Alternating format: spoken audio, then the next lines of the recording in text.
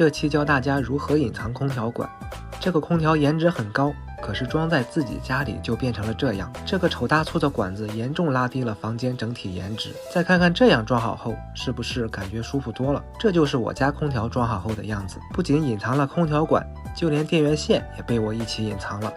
之前做过一期改空调管线的视频，当时我家还是处于硬装改水电的阶段，不能直接装空调示范给大家看，最后也只是让大家自行脑补这个效果画面。在刷完乳胶漆后，终于到把理想变成现实的时刻了。先装好挂架，这一步应该让装空调的师傅来做，我担心师傅装歪了，就提前自己装了。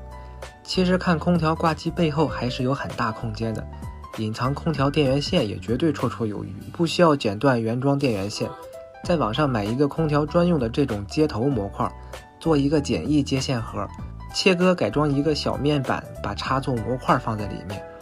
颜色有点丑，不过用什么颜色无所谓，反正要隐藏在空调后面也看不见。接好3根电源线，用螺丝固定上就行了。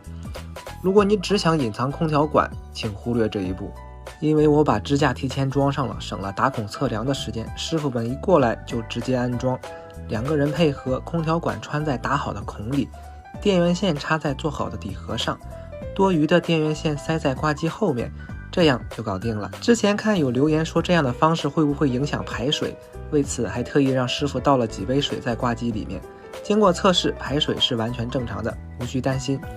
再看看完成后的样子吧，如果喜欢记得收藏哦。